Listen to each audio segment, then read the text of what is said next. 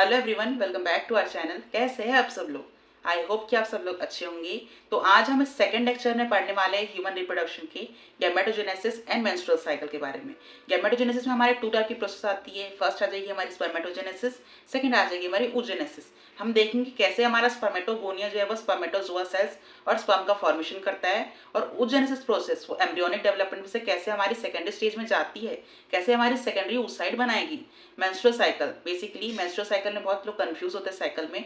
मैं पूरा आपको डायग्रामेटिक व्यू दूंगा इस पूरे लेक्चर के अंदर कि मेंस्ट्रुअल साइकिल क्या होता है, पूरा चार्ट और उसके पूरा लेवल के साथ कि हार्मोनल लेवल क्या आ रहे हैं, कैसे एंडोमेट्रियम हमारी ब्रेक होती है, उसके बारे में हम पूरा इस लेक्चर में पढ़ेंगे। तो चलिए आज का लेक्चर शुरू करते हैं।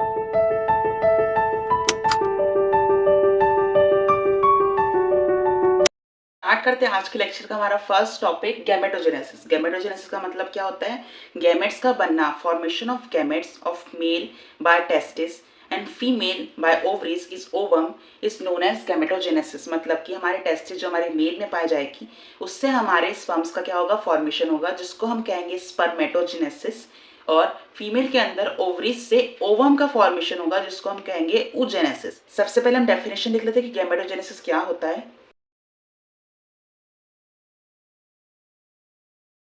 गैमेटोजेनेसिस के अंदर हमारी 2 टाइप की प्रोसेसेस आती है। फर्स्ट में हमारा बनेगा स्पर्म, जो उसको हम कहेंगे स्पर्मेटोजेनेसिस, और इसमें बनेगा हमारा ओवम, उसको हम कहेंगे oogenesis। सबसे पहले हम स्पर्मेटोजेनेसिस के बारे में पढ़ लेते हैं। नेक्स्ट वाली स्लाइड में हम oogenesis के बारे में पढ़ेंगे। जो हमारे स्पर्मेटोगोनिया सेल्स होंगे वो रिडक्शन, डिवीजन, मल्टीप्लिकेशन शो करेंगे by the help of meiosis division, और उससे फॉर्म करेंगे हमारा प्राइमरी स्पर्मेटोसाइट का। प्राइमरी स्पर्मेटोसाइट के अंदर बेसिकली 46 सेट्स ऑफ क्रोमोसोम पाए जाएंगे, जो कि डिप्लॉयड इन नेचर होगा। डिप्लॉयड का मतलब होता है 2n, n का मतलब होता है हैप्लॉइड, जिसके अंदर हमारे हाफ नंबर ऑफ क्रोमोसोम पाए जाएंगे। बेसिकली आते हैं हमारे 23। 46 का हो जाएगा 23, 2n का हो जाएगा हाफ n। ठीक है। जो हमारा प्राइमरी स्पर्मेटोसाइट होता है उसमें हमारा फर्स्ट रिडक्शन डिवीजन शो करेंगे हमारे प्राइमरी स्पर्मेटोसाइट्स, और उससे 2 हमारे बनेंगे सेकेंडरी स्पर्मेटोसाइट्स। मतलब कि प्राइमरी स्पर्मेटोसाइट से फर्स्ट मियोटिक डिवीजन होगा और 2 हमें स्पर्मेटोसाइट्स मिलेंगे, जिसको हम कहेंगे सेकेंडरी स्पर्मेटोसाइट। अब सेकेंडरी स्पर्मेटोसाइट अपना सेकेंड मियोटिक डिवीजन शो करेगा, जिससे मिलेंगे हमें 4 स्पर्मेटिड्स। क्या मिलेंगे? 2 यहाँ से डिवाइड होंगे और 2 यहाँ से डिवाइड होंगे, तो उसमें मिलेंगे हमें 4 स्पर्मेटिड सेल्स। 4 राउंडेड स्पर्मेटिड क्या करेंगे? आगे हमारा डिफरेंशिएशन शो करेंगे और स्पर्म का फॉर्मेशन करेंगे, जिसको हम कहेंगे स्पर्मेटोजोआ। जो हमारे यहाँ पे 3 प्रोसेस आती है। सबसे पहले आ जाएगा हमारा स्पर्मेटोजेनेसिस, जिसमें हमारे स्पर्मेटोगोनिया सेल से पूरा हमारे स्पर्मेटोजोआ स्पर्म तक की प्रोसेस होती है, उसको हम कहेंगे स्पर्मेटोजेनेसिस। जिसमें हमारे राउंडेड स्पर्मेटिड, स्पर्मेटोजोआ मतलब ये राउंडेड स्पर्मेटिड जो होते हैं वो फ्लैजिला वाले, टेल वाले हमारे स्पर्म का फॉर्मेशन कर ले, उस प्रोसेस को हम कहते हैं स्पर्मियोजेनेसिस। और जब हमारे स्पर्म क्या होते हैं? फुल्ली बन जाते हैं, उसके बाद क्या करेंगे? जो इनका हेड होता है स्पर्म का, वो हमारी सर्टोली सेल्स के अंदर क्या हो जाएगा? जाके एम्बेडेड हो जाएगा। सर्टोली सेल्स क्या करती है? न्यूट्रिशन प्रोवाइड करती है, मिनरल्स प्रोवाइड करती है हमारे डेवलपिंग स्पर्म्स को। तो वहां जब रिलीज होगी, कब? जब हमारा ब्रेन से सिग्नल आएगा हमारे टेस्टिस को कि क्या इन्हें रिलीज करना है। जब वो रिलीज होगी हमारी सेमिनिफेरस ट्यूब्यूल से, बाहर जाएगी वास डिफरेंशिया से यूरेथ्रल मेटिस के जरिए। जो रिलीजिंग का प्रोसेस है उसको हम कहते हैं स्पर्मिएशन। एक बार हम इसे लिख लेते हैं, एक बार फिर से मैं आपको रिवाइज करा दूंगा उसके बाद। जो हमारा स्पर्मेटोजेनेसिस प्रोसेस होता है उसमें क्या होगा? The immature male germ cells called हमारा spermatogonia produce sperms. This process is known as spermatogenesis. कहाँ पर होता है हमारा स्पर्मेटोजेनेसिस?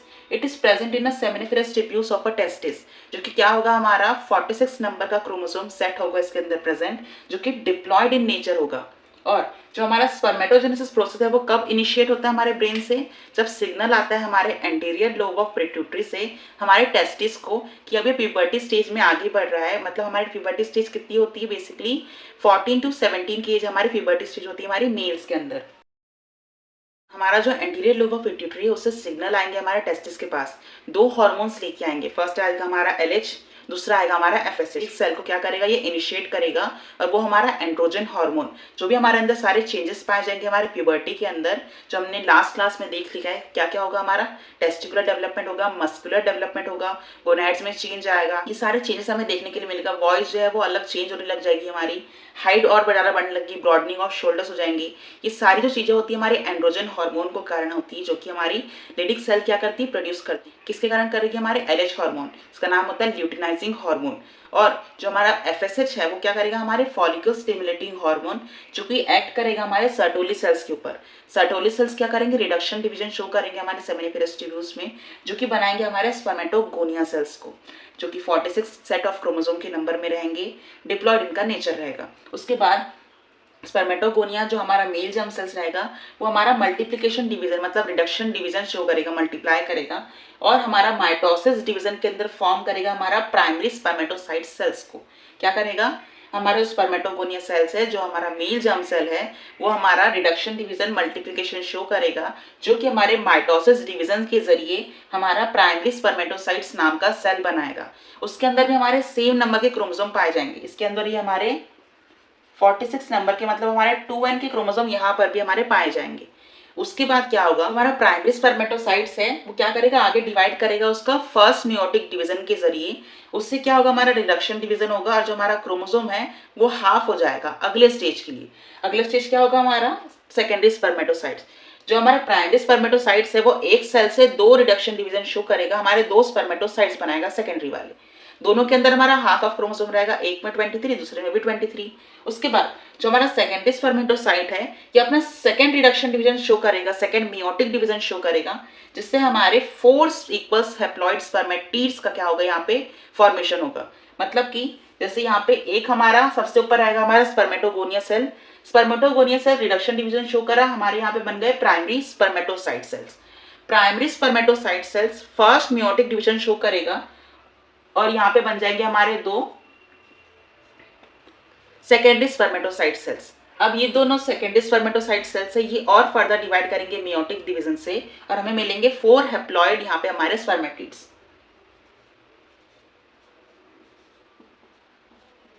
ये पूरा हमारा प्रोसेस होता है। सबसे ऊपर आ जाएगा हमारा स्पर्मेटोगोनिया, जो कि हमारा फर्स्ट प्राइमरी स्पर्मेटोसाइट्स में क्या होगा, डिवाइड करेगा। फर्स्ट प्राइमरी स्पर्मेटोसाइट हमारा फर्स्ट मियोटिक डिवीजन शो करेगा, जिससे हमारे 2 स्पर्मेटिस यहाँ पे जो 2 हमारे सेकेंडरी स्पर्मेटिड्स है वो सेल्स का यहाँ पे फॉर्मेशन होगा। दोनों स्पर्मेटोसीट सेल्स में हमारे फॉर्मेशन होगा सेकेंड मियोटिक डिवीजन का, जिसके कारण हमें 4 हैप्लॉइड यहाँ पे स्पर्मेटिड मिलेंगे।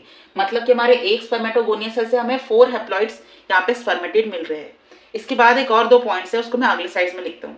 अगर आपको यहाँ तक कोई डाउट है तो आप कमेंट सेक्शन में नीचे लिखकर पूछ सकते हैं। जो हमारा स्पर्मेटिड है वो क्या करेगा, आगे डिफरेंशिएट होगा और हमारे स्पर्मेटोजोआ मतलब हमारे स्पर्म का क्या करेगा, फॉर्मेशन करेगा।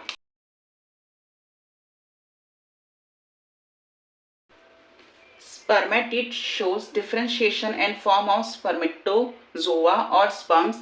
This process is known as spermiogenesis.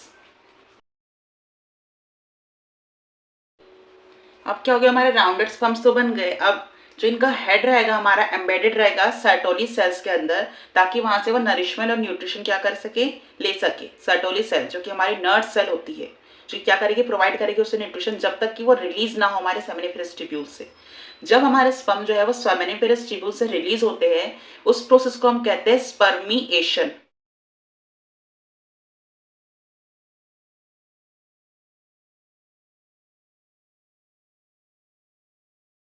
यहाँ तक देखते हैं हम।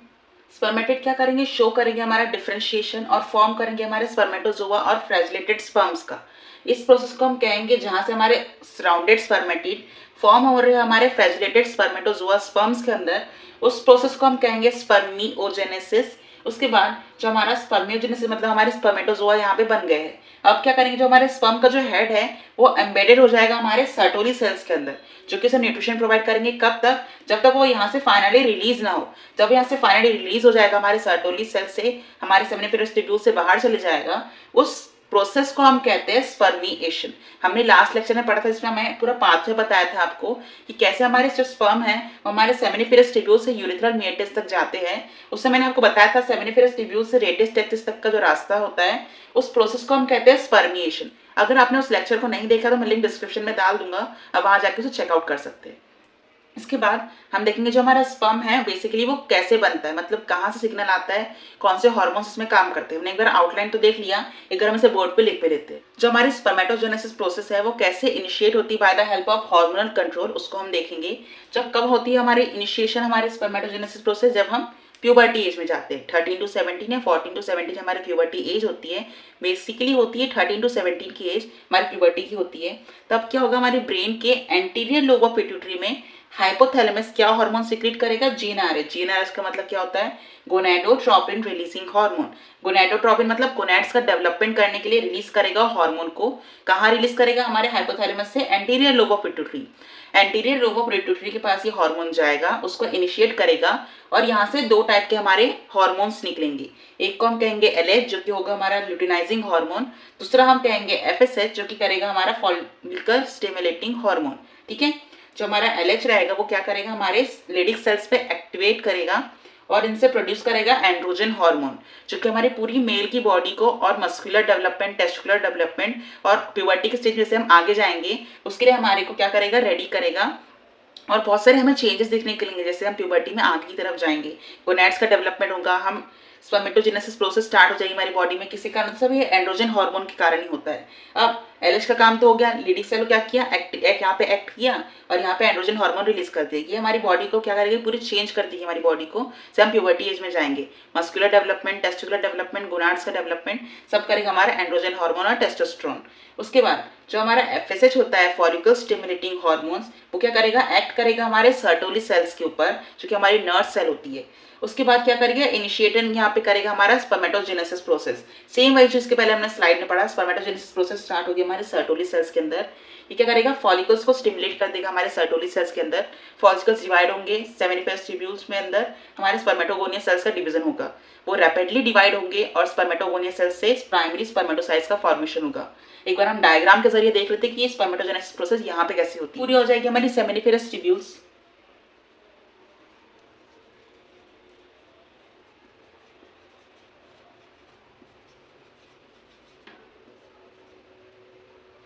उसके ऊपर आपको ये जो यहाँ पे डिवीजन दिख रहा है ये होता है हमारा स्पर्मेटोगोनिया सेल्स का डिवीजन, जो ही मल्टीप्लाई ही करती रहती है हमारी टेस्टिस के अंदर।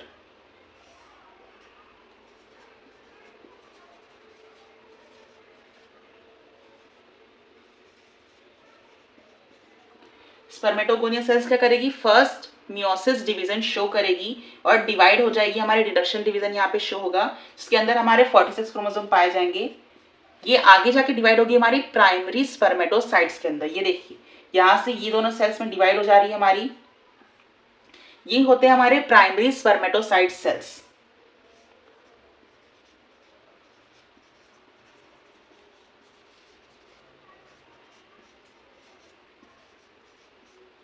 जिसके अंदर भी हमारे 46 2n के क्रोमोसोम पाए जाते हैं।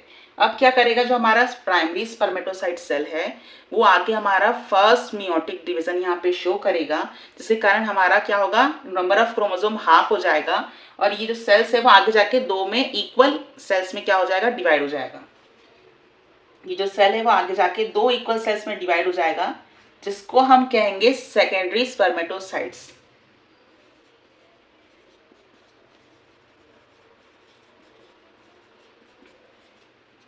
जिसके अंदर हाफ नंबर का क्रोमोसोम होगा, half number of genetic material, 23 chromosomes यहाँ पे पाए जाएंगे हाफ इन सेट में। उसके बाद जो हमारा प्राइमरी स्पर्मेटोसाइट्स है उससे हमारे क्या होगा, आगे डिवाइड करेगा, डिफरेंशिएट करेगा और बनाएगा हमारा सेकेंड मियोटिक डिवीजन, जिससे होगा हमारे स्पर्मेटिड का फॉर्मेशन। यहाँ पे जो स्पर्मेटिड है हमारा सेकेंडरी स्पर्मेटिड, ये देखिए दो सेल्स का यहाँ पे फॉर्मेशन कर रहा है हमारे दो स्पर्मेटिड सेल्स का।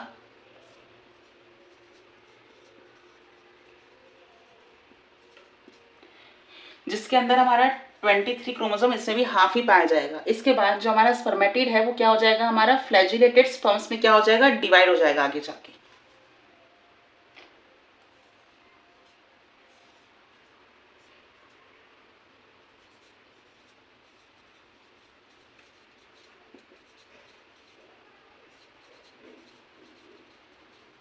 नेक्स्ट क्या होगा, जो हमारा स्पर्मेटोजोआ बन जाएगा, इनके जो हेड है यहाँ पे एम्बेडेड रहेंगे हमारे सर्टोली सेल्स के अंदर।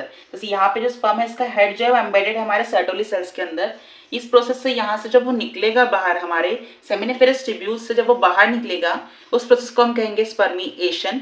जब हमारे राउंडेड स्पर्मेटिड जो है वो स्पर्म्स में फॉर्मेशन हो जाएंगे कुछ इस तरीके से, इस प्रोसेस को हम कहेंगे स्पर्मियोजेनेसिस। और जब हमारी ये राउंड जो यहाँ पे स्पर्मेटोगोनिया सेल्स है वो हमारी ये फ्लैजिलेटेड स्पर्म्स में ट्रांसफर हो जाएंगे, उस पूरी प्रोसेस को हम कहेंगे स्पर्मेटोजेनेसिस। अगर आपको इसमें कुछ डाउट है तो आप कमेंट सेक्शन में लिख के पूछ सकते हैं। एक बार हम डायग्रामेटिक ओवरव्यू ले लेते हैं हमारे लास्ट की स्पर्मेटोजेनेसिस प्रोसेस में कैसे कैसे क्या क्या होता है।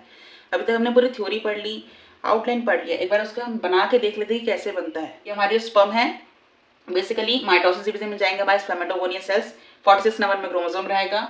फर्स्ट प्राइमरी स्पर्मेटोसाइट्स जो है वो फर्स्ट मियोटिक डिवीजन में जाएगा, इसके अंदर हमारा सेकेंडरी स्पर्मेटोसाइट्स बनेगा जिसके अंदर हमारे 23 नंबर ऑफ क्रोमोसोम्स होंगे। हमारे जो स्पर्मेटोगोनिया सेल्स हमारे सेकेंडरी, वो सेकेंड मियोटिक डिवीजन से स्पर्मेटीड बनाएगा, उससे डिफरेंशिएट होकर हमारा स्पर्मेटोजोआ हमारे स्पर्म का फॉर्मेशन करेगा। मतलब कि यहाँ पे हमें एक स्पर्मेटोज, मतलब कि हमें यहाँ पे एक बार में एक सेल से डिवीजन होते होते हमारे 4 सेल्स का क्या होता है, यहाँ पे फॉर्मेशन हो रहा है। हमारे एक स्पर्मेटोगोनिया सेल से हमें 4 स्पर्म्स यहाँ पे मिल रहे हैं। ये बेसिकली क्वेश्चन आता है कि आपके पास अगर इतने स्पर्मेटोगोनिया सेल्स रहेंगे तो इससे आप कितने स्पर्म्स को प्रोड्यूस कर सकते हैं। ये क्वेश्चन बेसिकली एग्जाम्स में आते हैं, इसलिए आप ध्यान रखिएगा कि एक स्पर्मेटोगोनिया सेल से हमें डिवीजन करते करते 4 स्पर्मेटोजोआ और स्पर्म्स की हमें फॉर्म कर सकते हैं। इसके बाद हम देखें हमारे स्पर्म का स्ट्रक्चर, और उसके बारे में हम कुछ पॉइंट्स लिखेंगे, उसके आप नेक्स्ट स्लाइड में हम देखते हैं। जो हमारा स्ट्रक्चर होता है हमारे स्पर्म का, जो हमारा मेल जर्म सेल होता है वो कुछ इस तरीके से दिखता है। इसके बेसिकली हमारे 4 पार्ट आते हैं। सबसे पहले आ जाएगा इसका हेड रीजन, दूसरा आ जाएगा इसका नेक, तीसरा आ जाएगा मिडिल पीस, और बाकी आ जाएगा उसका पूरा टेल। इसको फर्स्ट हम लोग लेबल कर लेते हैं, उसके बाद इसके बारे में लिख लेंगे। सबसे पहले पूरा रीजन आ जाएगा हमारा हेड,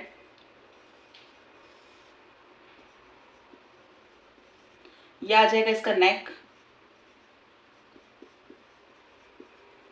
ये आ जाएगा इसका मिडिल पीस,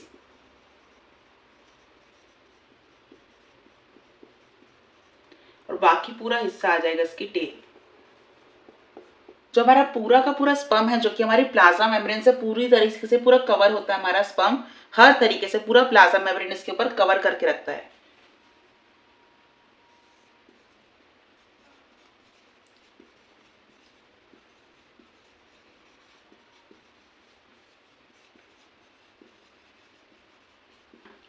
उसके बाद जो यहाँ पे कप लाइक स्ट्रक्चर दिख रहा है हमारे सबसे सामने स्पर्म के हेड के ऊपर, उसको हम कहते हैं एक्रोसोम। कि एक्रोसोम के अंदर बहुत सारे मात्रा में हमारे सर्टेन एंजाइम्स पाए जाते हैं जो कि हमारी पेनिट्रेशन, फर्टिलाइजेशन में हमारी स्पर्म की जो है वो हेल्प करेंगे। इसके अंदर आते हैं हमारे जोनालाइसिन, कोरोना पेनिट्रेटिंग एंजाइम, एक्रोसिन, और भी बहुत सारे सर्टेन एंजाइम इसके अंदर पाए जाते हैं। 3 लेयर पाई जाती है हमारे ओवम के बाहर। उसके अंदर कोरोना रेडिएटा एंजाइम, उसके लिए हमें इस्तेमाल करना रहता है हमारे स्पर्म को कोरोना पेनिट्रेटिंग एंजाइम, मतलब कोरोना की लेयर जो है उसको डिसॉल्व करता है एक्रोसिन से, और पेनिट्रेट होने के लिए कोरोना पेनिट्रेटिंग एंजाइम्स का वो यूज करेगा। इसको हम आगे डिस्क्रिप्शन में लिखेंगे इसके अंदर कौन कौन से एंजाइम पाए जाते हैं। सबसे पहले हम इसे लेबल कर लेते हैं। ये आ जाएगा हमारा एक्रोसोम,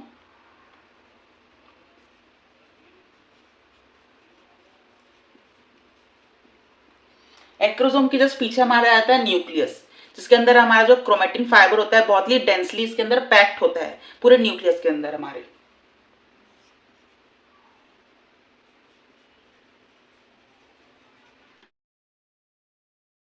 एक्रोसोम हमारा किससे मिलकर बनता है, हमारा गोल्गी बॉडी से मिलकर बनता है।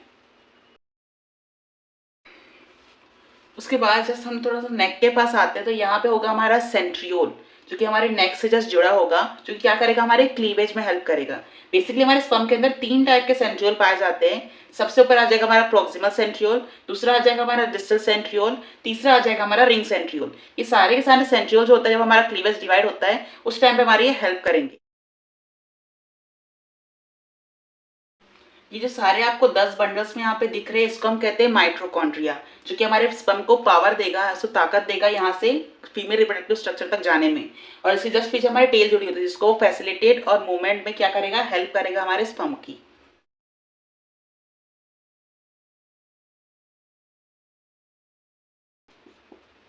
ये हुआ हमारे स्पर्म का डायग्राम। इसके अंदर भी हमारे हैप्लॉइड नंबर ऑफ क्रोमोसोम्स यहाँ पे पाए जाएंगे हमारे न्यूक्लियस के अंदर। अब इसके बारे में कुछ पॉइंट्स हम नीचे लिख लेते हैं। सबसे पहले आ जाएगा हमारा हेड पोर्शन,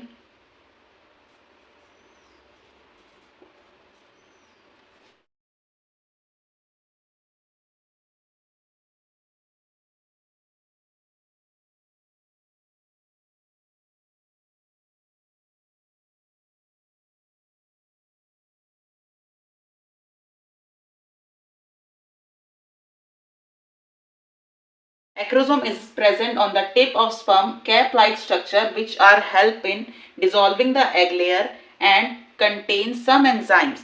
इसमें कौन कौन से एंजाइम पाए जाते हैं? सबसे पहले आ जाएगा एक्रोसिन, दूसरा आ जाएगा जोना लाइसिन, तीसरा आ जाएगा कोरोना पेनिट्रेटिंग एंजाइम और चौथा आ जाएगा हाइड्रोनाइडेज एंजाइम।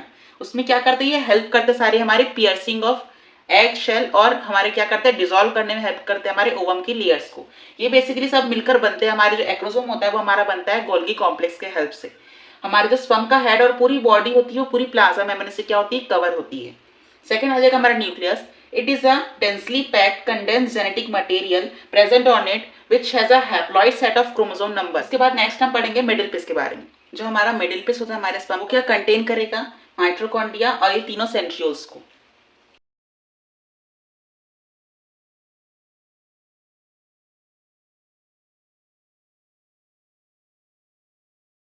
सेकेंड आ जाएगा हमारा मिडिल पीस और थर्ड आ जाएगा हमारा टेल, जिसके अंदर आता है it contain numerous mitochondria and centriole for movement of tail and provide motility to sperm. मतलब कि ये प्रोवाइड करेगा मोटिलिटी हमारे स्पर्म को और टेल्स को क्या करेगा? मूवमेंट में हमारे स्पर्म के और टेल को मूव करेगा ताकि वो आगे की तरफ स्पीड अप होके बढ़ सके और फर्टिलाइजेशन प्रोसेस में भाग ले सके और हमारा फर्टिलाइजेशन हो सके। उसके बाद जो सेंट्रियोल होता है वो हेल्प करता है हमारे क्लीवेज फॉर्मेशन के अंदर। हम पढ़ेंगे फर्टिलाइजेशन के अंदर क्लीवेज किस स्ट्रक्चर को बोलते हैं हमारे फर्टिलाइजेशन के अंदर।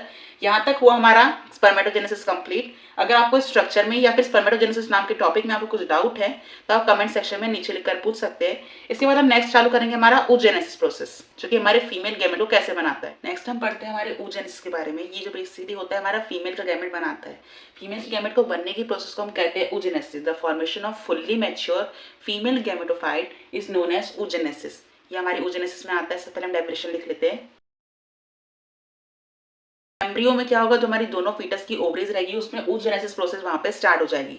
जो हमारी मदर oogonia सेल्स रहेगी वो वहाँ पे रैपिड डिवीजन शो करेगी और उससे क्या होगा? माइटोसिस डिवीजन स्टार्ट हो जाएगा वहाँ पे।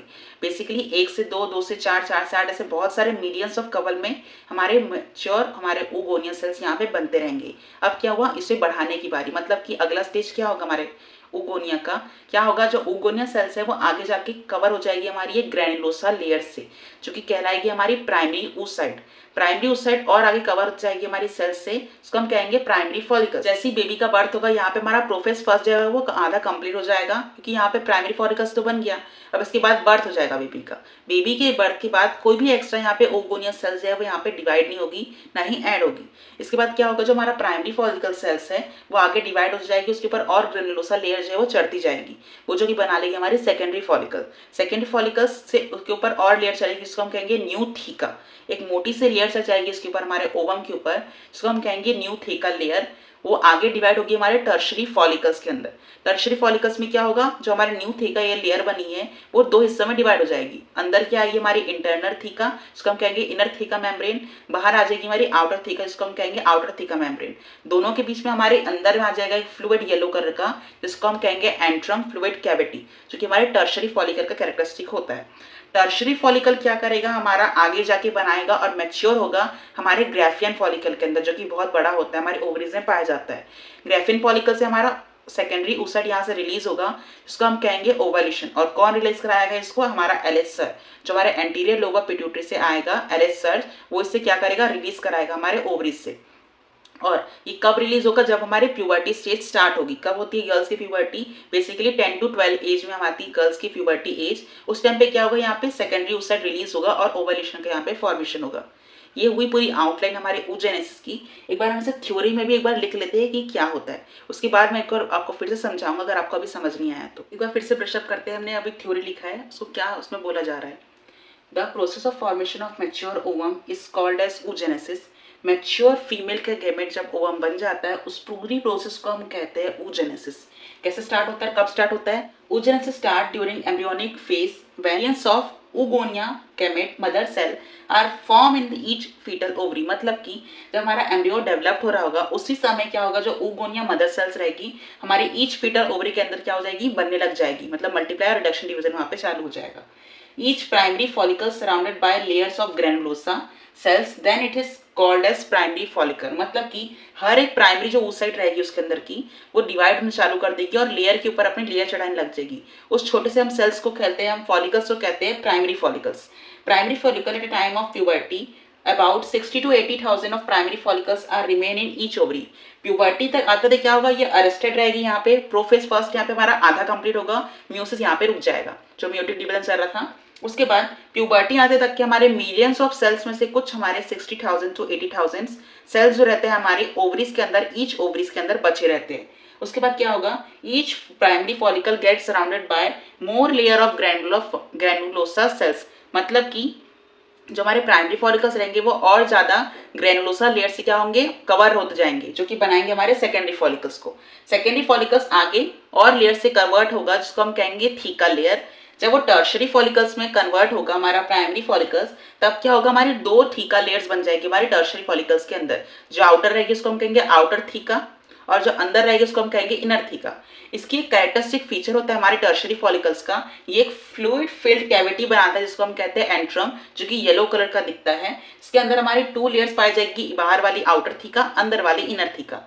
जो हमारे टर्शरी फॉलिकल है अब वो आगे मैच्योर होंगे हमारे ग्राफियन फॉलिकल्स के अंदर, उसके ऊपर एक और ग्रेनुलोसा लेयर चढ़ेगा और उसके बाद क्या होगा, एलएच सर्च आएगा हमारे एंटीरियर लोब ऑफ पिट्यूटरी से, जो कि क्या करेगा, इस जो ग्राफियन फॉलिकल्स है उसको रप्चर करेगा और इससे हमारा सेकेंडरी oocyte बाहर आ जाएगा।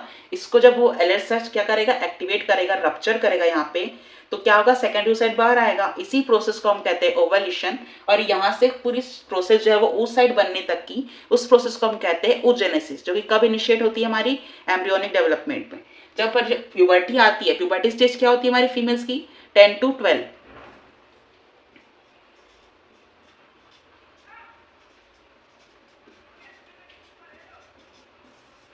ये हमारे प्यूबर्टी स्टेज होती है हमारे फीमेल्स की 10 to 12 ईयर्स ओल्ड में। तब क्या होगा, 60 to 80,000 सेल्स रहेंगे हमारे ईच ओवरीज के अंदर रिमेन। उसमें से ये डिवाइड होते जाएंगे और यहाँ पे हमारे सेकेंडरी oocyte का फॉर्मेशन होगा। सेकेंडरी oocytes क्या मिलेगी हमें, oogonia मिलेगा यहाँ पे, जो कि हमारा फीमेल का गैमेट होगा। ये आपको समझ आया oogenesis? अगर आपको इसमें कुछ डाउट है तो आप कमेंट सेक्शन में लिखकर पूछ सकते हैं। पर हम देखते हैं हमारी ओवरीज के अंदर हमारा oogenesis प्रोसेस है वो कैसा दिखता है, और यहाँ पे मैं रिडक्शन डिवीजन दिखा दूंगी हमारा oogenesis कैसे कैसे हमारे एम्ब्रियोनिक डेवलपमेंट से सेकेंडरी oocyte तक फॉर्म होता है। जो हमारी ओवरीज के अंदर स्ट्रक्चर होता है oogenesis का कुछ इस तरीके से दिखेगा, और ये डायग्रामेटिक मैंने आपको यहाँ पे बना के दिखा दिया है कैसे कैसे यहाँ पे रिडक्शन डिवीजन हो रहा है हमारे क्रोमोसोम के अंदर। सबसे पहले इसको देखते हैं, फिर इस डायग्राम के ऊपर आते हैं। जो हमारा oogonia रहेगा सबसे ऊपर हमारा मदर सेल्स, वो क्या करेगा, यहाँ पे माइटोसिस डिफरेंशिएशन करेगा। ये पूरा हमारे फीटल लाइफ एम्ब्रियोनिक डेवलपमेंट के अंदर ही हो रहा है ये पूरा चीजें। प्राइमरी oocyte क्या करेगा, और फर्दर डिवाइड होगा और प्राइमरी फॉलिकल्स बनाएगा। प्राइमरी फॉलिकल ग्रैनुलोसा सेल से क्या होंगे, और आगे कवर हो जाएंगे और आगे बनाएंगे हमारा सेकेंडरी फॉलिकल। सेकेंडरी फॉलिकल से और आगे बढ़ेंगे और बनाएंगे हमारा tertiary follicle. Tertiary follicle 2 type की लेयर्स में डिवाइड होता है, थीका इंटरना, थीका एक्सटर्ना। उसके अंदर आता है हमारा कैविटी फ्लूइड, जिसका कैरेक्टरिस्टिक फीचर होता है हमारे टर्शरी फॉलिकल का, जिसके अंदर एक एंट्रम कैविटी फ्लूइड होता है जो कि येलो कलर का दिखता है। यहाँ पे क्या होगा, अब प्यूबर्टी स्टेज आ गई। यहाँ तक आते आते 60 to 80,000 सेल्स जो है हमारे एग है हमारे oogonia, दोनों हमारी ओवरीज के अंदर बचे हुए हैं ईच ओवरीज के अंदर। उसके बाद क्या होगा, सेकेंडरी oocyte यहाँ से रिलीज करेगा, जिस प्रोसेस को हम क्या कहेंगे, ओवल्यूशन, जो कि कौन कराएगा, हमारा एलएच सर्च। कब कराएगा, जब हमारी प्यूबर्टी स्टेज होगी 10 to 12 हमारे फीमेल की। कहाँ से आएगा सिग्नल, हमारा हाइपोथैलेमस, किसको भेजेगा, एंटीरियर लोब ऑफ पिट्यूटरी। क्या निकलेगा वहां से, एलएच और एफएसएच। एफएसएच से पूरा ही जो हमारे फॉलिकल्स बन रहे हैं वो स्टिमुलेट होंगे। एलएच क्या करेगा, इसको रप्चर करेगा और यहाँ से सेकेंडरी oocyte ओवम बाहर आ जाएगा। सेकेंडरी oocyte हमारा ओवम जो होता है बेसिकली और लेयर से कवर होता है, इसको हम कहते हैं जोना पेल्यूसिडा, जो कि आगे जाके हमने लास्ट में देखा है स्लाइड में कि एक्रोजोम जो होता है, जोना लाइसिस का कैविटी एक फ्लूइड प्रेजेंट होता है जोना लाइसिस हमारे स्पर्म के पास, जो कि इसको पियर्सिंग करके फर्टिलाइजेशन में हेल्प करेगा। ये हुआ इस डायग्राम का पूरा सम अप। इसके अंदर 2 पोलर बॉडीज यहाँ से निकलेगी। फर्स्ट पोलर बॉडी निकलेगी हमारी यहाँ से जब हमारा फीटल लाइफ जस्ट खत्म होगा। सेकंड पोलर बॉडी निकलेगी जब हमारा प्यूबर्टी स्टेज स्टार्ट होगा। यहाँ तक के आते आते हमारा फर्स्ट म्योटिक डिवीजन क्या होगा, सस्टेन अरेस्ट हो जाएगा।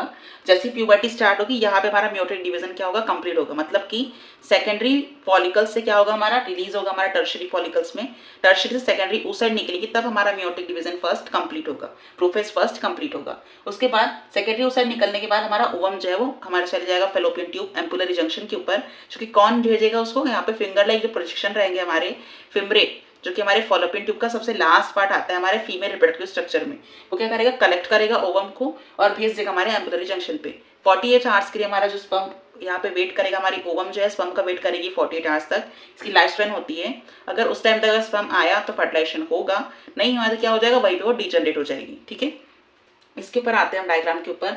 यहाँ पे जो आपको छोटे छोटे छोटे दिख रहे हैं ये सारे हमारे प्राइमरी फॉलिकल सेल्स हैं, इसको हम एक्स नेस्ट भी कहते हैं हमारे ओवरी के अंदर।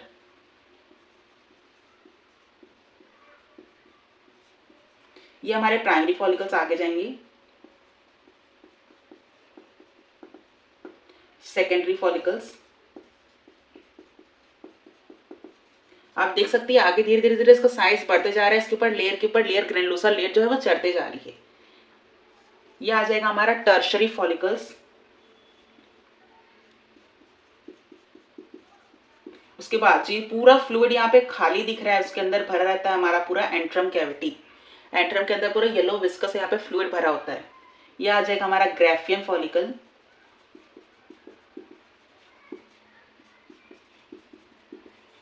ग्राफियन फॉलिकल से क्या होगा, अगला हमारा जो रप्चर करेगा यहाँ पे एलेट सर्ज, उसके कारण जो यहाँ पे हमारा सेकेंडरी oocyte है वो यहाँ से बाहर आ जाएगा, उसको हम कहते हैं ओवम, जो कि फीमेल का क्या होता है, गैमेट। कौन इसको रिलीज कराएगा, एलेट सर्ज रिलीज कराएगा। जब हमारी प्यूबर्टी स्टेज आती है तब हमारा ओवरेशन जो है वो स्टार्ट होता है। उसके बाद क्या होगा, सेकेंडरी oocyte तो यहाँ से निकल गया, चले गया हमारे फॉलोपियन ट्यूब के अंदर। जिसका बचता है हिस्सा उसको हम कहते हैं कॉर्पस ल्यूटियम। जो हमारे फॉलिकल्स बचते हैं इसके अंदर डेड वाले, वो होते हैं, बना लेते हैं एक लेयर, जिसको हम कहते हैं कॉर्पस ल्यूटियम, जो कि सिक्रीट करता है बहुत भारी मात्रा में प्रोजेस्ट्रोजन। मतलब कि उसे उम्मीद रहती है कि यहाँ पे फर्टिलाइजेशन अगर हुआ तो प्रोजेस्ट्रोजन जो है वो हमारी प्रेगनेंसी आगे कंटिन्यू करने में, एंडोमेट्रियम को चिपचिपा और थिक बनाने में हेल्प करेगा हमारा एंडोमेट्रियम, जो कि सिक्रीट करता है हमारा प्रोजेस्ट्रोजन हार्मोन कॉर्पस ल्यूटियम से।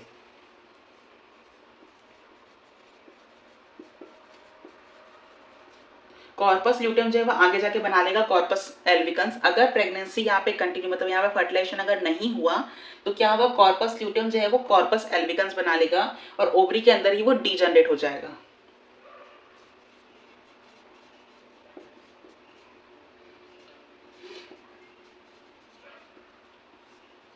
आगे जाके डीजनरेट हो जाएगा। ये हमारी आर्टरीज और वेन जो हमारी ओवरीज के अंदर ओपन होती है।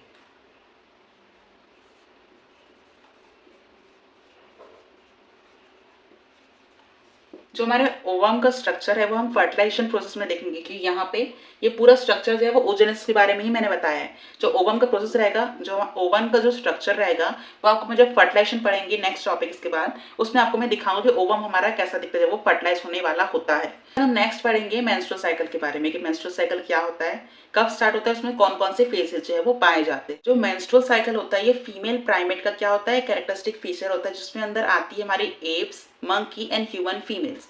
ये बेसिकली स्टार्ट होता है at the time of puberty. 10 to 12 year जब हमारी फीमेल्स आती है, प्यूबर्टी स्टार्ट होती है, तब हमारा फर्स्ट मेंस्ट्रुअल साइकिल फीमेल्स का होता है, इसको हम कहते हैं मेनार्क। और ये कब तक रिमेन रहता है, जब तक कि वो एज 50 to 52 में ना आ जाए। 50 to 52 के बाद वहाँ पे हो जाता है मेनोपॉज, मतलब मेंस्ट्रुअल साइकिल उसके बाद नहीं होगा, सिजाइज हो जाएगा। जो हमारा मेंस्ट्रुअल साइकिल होता है वो 28 डेज का होता है, 28 to 29 डेज का होता है। अगले 29 डेज के बाद हमारा नेक्स्ट मेंस्ट्रुअल साइकिल वहाँ पे आ जाता है। जो हमारे फर्स्ट के 5 डेज होते हैं उसमें होता है हमारा ब्लीडिंग फेज, क्योंकि यहाँ पे एंडोमेट्रियम होती है हमारी, जो कि प्रोजेस्टेरोन हार्मोन इसको सिक्रीट करने वाला होता है, एस्ट्रोजन होता है, ये क्या करते हैं, डिक्रीज इन लेवल चले जाते हैं। तो क्या होता है, यहाँ पे ब्रेक डाउन ऑफ एंडोमेट्रियम होता है, जो कि ब्लीडिंग फेज यहाँ पे होगा, क्योंकि वहाँ पे बहुत सारे जो फॉलिकल सेल्स रहेंगे हमारे एंडोमेट्रियम की, तो यहाँ से शटेड आउट हो जाएंगे हमारे वजाइना के जरिए बाहर। इसके बाद क्या होगा, एंडोमेट्रियम तो ब्रेक डाउन हो गया, अब क्या होगा, यहाँ पे एफएसएच का लेवल क्या होगा, बढ़ेगा। क्यों, क्योंकि यहाँ पे एंटीरियर लोब ऑफ पिट्यूटरी से हार्मोन आया एफएसएच और एलएच। एलएच का भी काम नहीं है, एलएच अभी नॉर्मल इसमें रहेगा, नॉर्मल स्पीड में। एफएसएच जो होगा स्पीड अप यहाँ से पकड़ेगा और फॉलिकल्स का क्या करेगा, ग्रोथ कराएगा।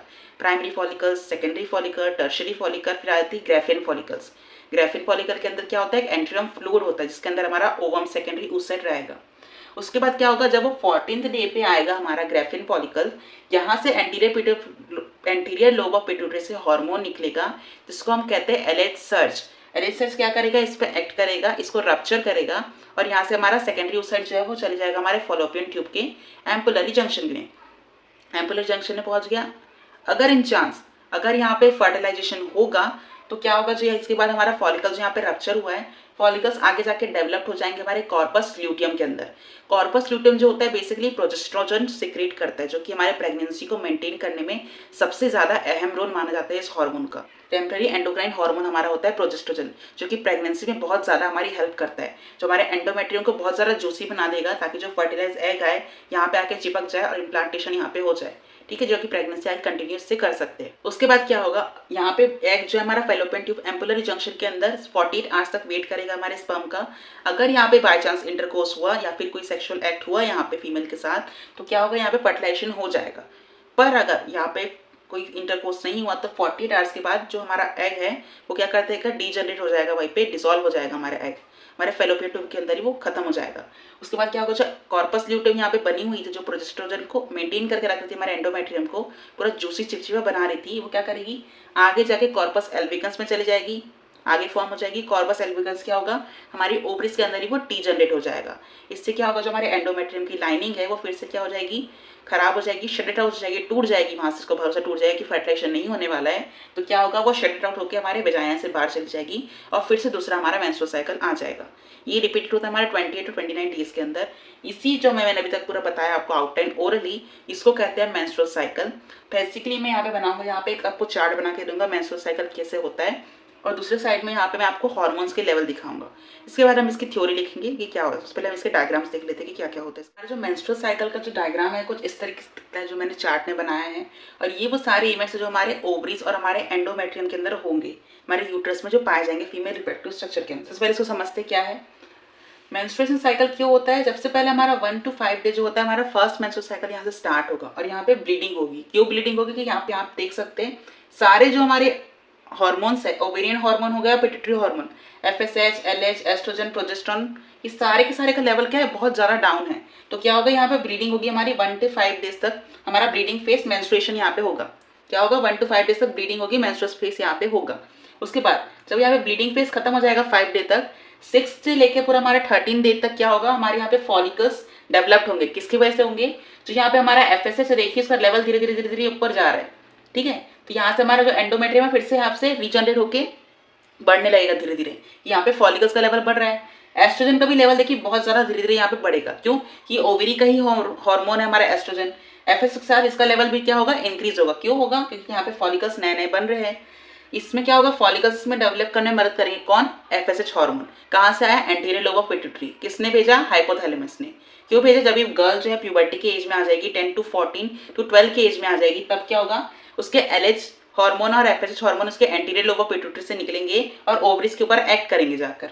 अब क्या होगा, जब फॉलिकल्स यहाँ पे स्टिमुलेट होते जा रहे हैं, एफएसएच यहाँ पे स्टिमुलेट होगा, धीरे धीरे धीरे फॉलिकल्स का साइज जो है वो बढ़ने लगेगा। प्राइमरी, सेकेंडरी, टर्शरी, आखिर में हो जाएगा इतना बड़ा ग्राफिन फॉलिकल्स। ग्राफिन फॉलिकल्स क्या होगा, उसके अंदर एक एंट्रम नाम की एक फ्लूइड कैविटी रहेगी उसके अंदर, जो कि येलो कलर की दिखती है। इसके अंदर 2 लेयर्स होगी, इंटरनल थीका, एक्सटर्नल थीका। होगा क्या, 13 डे के बाद जो 14 डे पे आप देखिए यहाँ पे, ये 14 डे जो मिड ऑफ अ साइकिल होता है, इसमें जो प्रोजेस्टेरोन, इसमें जो हमारा एलएच सर्च का लेवल है, धीरे धीरे देखिए यहाँ तक कि 12-13 डेज तक की नॉर्मल स्पीड पे था।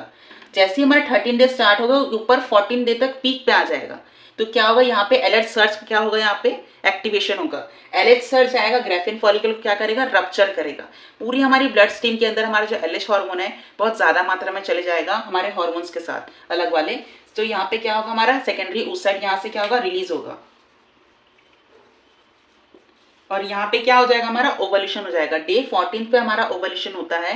48 आवर्स की हमारी ओवम की क्या होती है, लाइफ स्पैन होती है। 14 to 15, 15 to 16 डेज, मतलब 48 आवर्स तक के हमारा जो एग है, हमारा जो फीमेल का पार्ट है गैमेट ओवम, वो फेलोपियन ट्यूब के एम्पुलरी जंक्शन पर वेट करेगा। कोई इंटरकोर्स अगर हो गया तो स्पर्म क्या करेंगे, वहां पे फर्टिलाइज कर देंगे एग को। पर अगर वहां पे फर्टिलाइज एग नहीं हुआ तो क्या होगा, वापस से जो हमारा एलएच सर्च बढ़ा इतनी स्पीड से, वो ऑटोमेटिकली कम हो जाएगा यहाँ पे, क्योंकि एलएच सर्च का काम क्या था, सिर्फ ओवल्यूशन कराना, ग्राफिन फॉलिकल को रप्चर करके सेकेंडरी साइड से हमारा ओवल्यूशन कराना। ओवल्यूशन हो गया, अब क्या होगा, यहाँ पे प्रोजेस्टेरोन का जन का लेवल बहुत ज़्यादा स्पीड से बढ़ेगा। क्यों, क्योंकि इसे उम्मीद है कि क्या अगर इंटरकोर्स होता है या फिर कोई फर्टिलाइजेशन की प्रोसेस यहाँ पे आके जाएगी प्रेगनेंसी की तरफ, तो मैं क्या करती हूँ, यहाँ पे एंडोमेट्रियम को बहुत से जूसा और चिपचिपा बना देती हूँ, ताकि अगर यहाँ पे फर्टिलाइजेशन हो तो यहाँ पे जो हमारा फर्टिलाइज एग है वो आके हमारे एंडोमेट्रियम से चिपक जाए। और यहाँ पे अटैचमेंट को हम कहते हैं इम्प्लांटेशन, जो कि हम लाइफ स्ट्रक्चर में आपके पढ़ेंगे यहाँ पे इम्प्लांटेशन कैसे होगी। क्या होगा यहाँ पे इसको जूसी बना देगा, यहाँ पे हमारा फर्टिलाइज आके चिपक जाए। पर अगर क्या हो, अगर यहाँ पे फर्टिलाइजेशन हो ही ना, गर्ल अगर 10 to 14 की एज में है, उस टाइम पे तो फर्टिलाइजेशन नहीं हो सकता ना, तो क्या होगा यहाँ पे मेंस्ट्रुएशन वापस स्टार्ट हो जाएगी। क्या होगा, देखिए प्रोजेस्टेरोन का लेवल जैसे जैसे बढ़ा है 14 डे के बाद, ऑटोमेटिकली वो धीरे धीरे धीरे सारे कम हो गए। एस्ट्रोजन भी यहाँ से बढ़ के ऑटोमेटिकली कम हो गया। एलएच सर का कुछ काम नहीं है। एफएसएच भी यहाँ पे फॉलिकल स्टिमुलेट करके वो ऑटोमेटिकली अपनी नॉर्मल रेंज में आ गया। सारे हार्मोन्स जो ऑटोमेटिकली सारे डाउन लेवल पे चले गए। फिर से क्या होगा, यहाँ पे एंडोमेट्रियम ब्रेक होगा। 48 आवर की जो लाइफ स्पैन रहेगी वो एग की वो खत्म हो जाएगी। एग जो रहेगा हमारा ओवम, वो वहीं पे डीजनरेट हो जाएगा हमारे फेलोपियन ट्यूब के अंदर। और जो हमारा प्रोजेस्टेरोन है यहाँ पे जो कॉर्पस ल्यूटियम इसको सिक्रीट कर रहा है।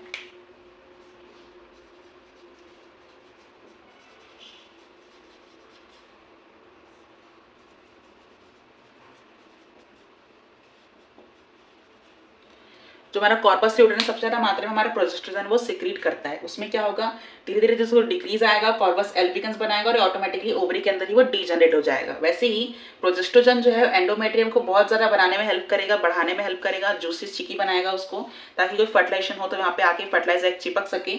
उसके बाद अगर जब डाउन पर हो जाएगा, फर्टिलाइजेशन तो होने वाला है नहीं 10 to 12 की एज में, तो क्या होगा, ऑटोमेटिकली डाउनफॉल चले जाएगा और सारे हार्मोन ऑटोमेटिकली अपने नॉर्मल रेंज में आ जाएंगे। तो इससे क्या होगा, फिर से यहाँ पे एंडोमेट्रियम ब्रेक होगी, फिर से ब्लीडिंग फेज स्टार्ट हो जाएगा, हमारा नेक्स्ट मेंस्ट्रुअल साइकिल यहाँ पे आ जाएगा। यहाँ तक आपको कोई डाउट है तो कमेंट सेक्शन में नीचे लिखकर पूछ सकते हैं। और इसके बाद हम देखते हैं कि इस पूरी थ्योरी में इसको कैसे लिख सकते हैं। नेक्स्ट स्लाइड पे देखते हैं। अब थ्योरी समझते हैं कि हमारा मेंस्ट्रुअल साइकिल क्या होता है। जो हमारा मेंस्ट्रुअल साइकिल होता है बेसिकली 100% में से 85% जो होता है मेंस्ट्रुअल साइकिल हमारे ओवरीज के अंदर होता है।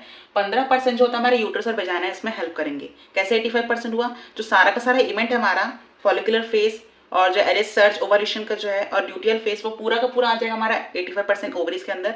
15% जो हमारा मेंस्ट्रुअल फेस है, मेंस्ट्रुअल ब्लीडिंग है, वो आ जाएगा हमारे यूट्रस और वेजाइना के अंदर। उसका पॉइंट्स देखते हैं हमारे। The reproductive cycle in female primate is also called as menstrual cycle. Female primate में कौन कौन आ जाएंगी हमारी,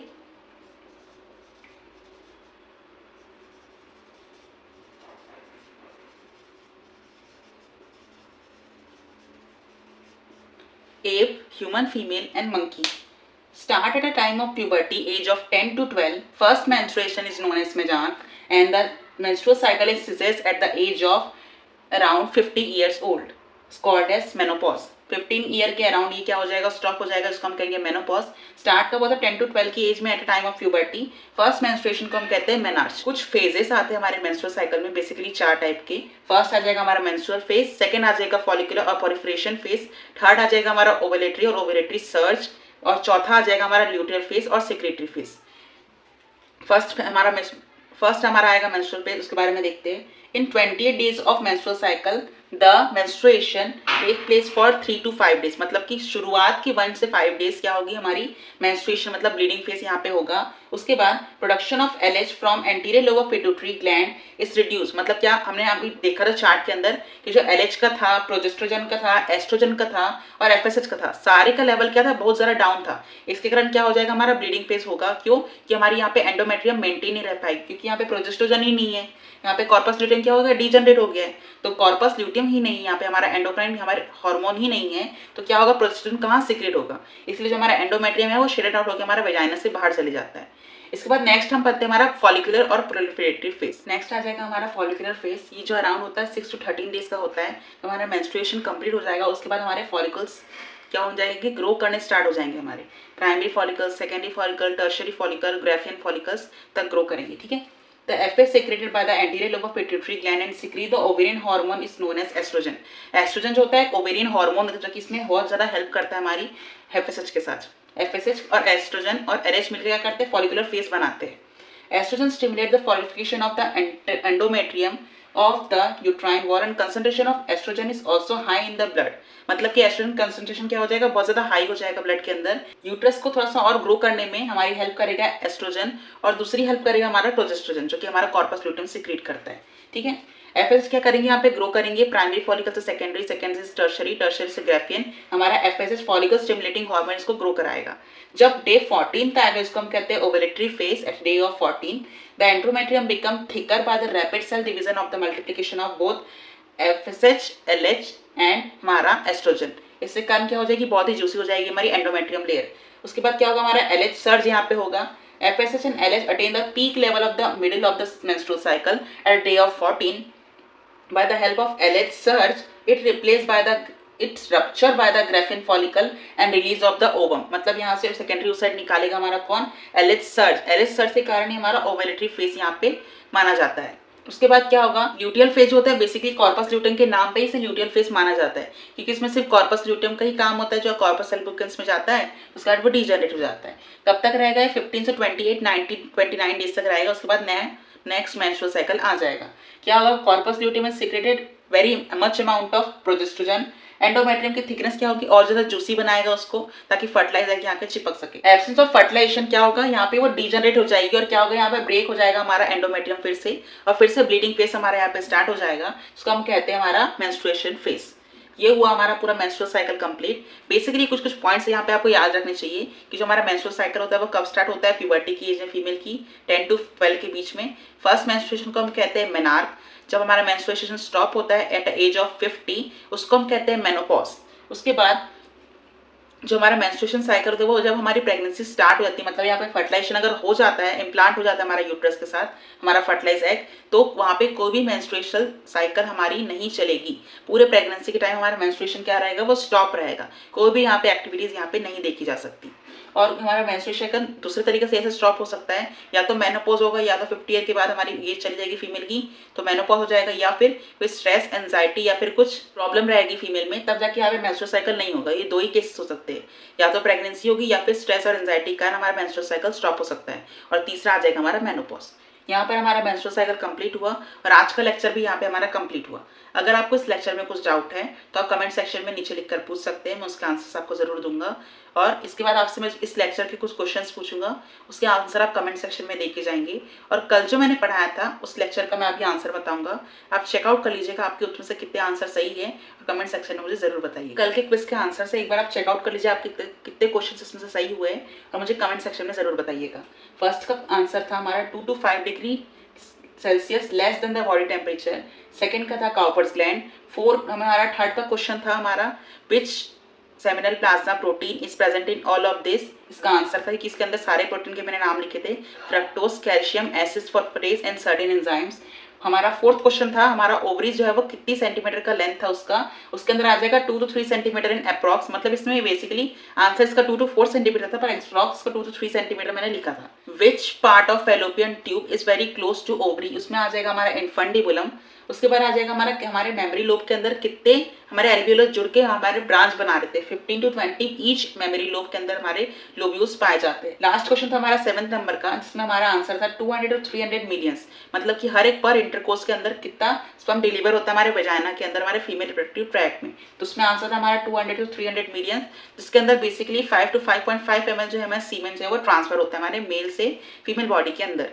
उसके बाद हमें नेक्स्ट जो आज मैंने लेक्चर पढ़ाया है उसके बारे में आपसे कुछ क्वेश्चंस पूछूंगा, उसके आंसर मैं आपको नेक्स्ट लेक्चर में रिवील कर दूंगा। आप मुझे भी आंसर देख के जाइए। तो आप कुछ क्वेश्चंस का आंसर देंगे जो मैंने आज की क्लास में पढ़ाया है। First question is how many chromosome are present in a secondary spermatocyte.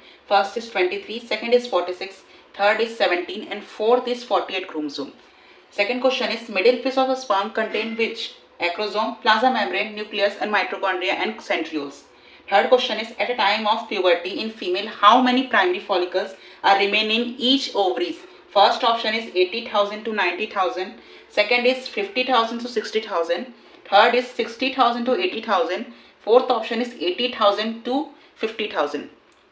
Fourth question is 20,000 to 50,000. Last question of this lecture, which hormone play a very significant or vital role in ovulation? First option is LH, second is LH surge, third is progestogen and fourth is oestrogen. आज का हमारा lecture यहाँ पे खत्म हुआ, और अगर आपको इस लेक्चर में कोई भी डाउट है तो आप कमेंट सेक्शन में नीचे लिखकर पूछ सकते हैं। मिलते हैं अगले लेक्चर के अंदर। Stay safe, stay happy.